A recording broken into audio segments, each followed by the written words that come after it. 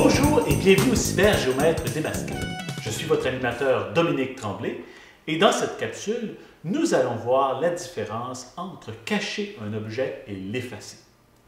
Cette différence est très importante lorsque vous allez travailler avec vos élèves parce qu'il va toujours y avoir à la fin d'un travail, à la fin d'une construction, des objets superflus. Et les élèves aiment bien avoir un beau dessin propre avec seulement la figure géométrique ou seulement le dessin qu'ils voulaient faire. Donc, nous allons voir maintenant comment on peut masquer un objet sans nécessairement l'effacer. Et pour la petite démonstration, je vais y aller seulement avec une réflexion. On pourrait faire ça avec à peu près n'importe quelle construction, mais dans la réflexion, l'élément superflu à la fin sera l'axe de réflexion. Donc, si vous regardez sur mon écran ici, vous allez voir que j'ai déjà tracé une figure. Je vais tracer un axe de réflexion, donc je vais y aller avec une droite que je vais placer ici à la verticale comme ça,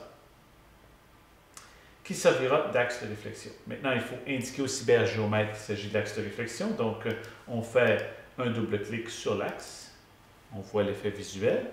Je sélectionne mon objet, transformation réflexion, et là, vous voyez qu'on a maintenant notre réflexion. Là vient le moment d'enlever l'axe de réflexion. Je veux juste vous montrer qu'est-ce qui va se produire si, par exemple, j'efface l'axe de réflexion. Donc, pour l'effacer, on le sélectionne et j'appuie sur la touche « Effacer » sur mon clavier.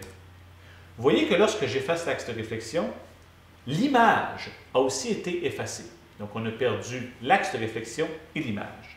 C'est important de faire comprendre ce concept aux élèves parce que ici, qu'est-ce qui se passe? C'est que l'axe de réflexion était nécessaire pour produire l'image. Donc, il y a une certaine dépendance entre l'image et l'axe de réflexion. En effaçant l'axe de réflexion, évidemment, on perd l'image. Pour masquer, il suffit tout simplement de choisir l'axe de réflexion, aller sur Affichage et masquer la droite. Vous voyez que la droite disparaît, mais pour l'ordinateur, la droite est toujours là. Et elle permet de faire la réflexion. On peut même se débarrasser des deux points qui servaient à délimiter la droite. Affichage, masquer les points. Et voilà, maintenant on se ramasse avec seulement notre réflexion. Là, vous allez vous demander, qu'est-ce qui se passe si j'ai besoin d'accéder de nouveau à mon axe de réflexion? Bien, c'est possible de montrer de nouveau l'axe de réflexion parce qu'il est toujours dans la mémoire d'ordinateur. Pour faire ça, on revient dans Affichage et on va aller dans Afficher les objets masqués. Cette fonction peut vous être très utile en tant qu'enseignante ou enseignant.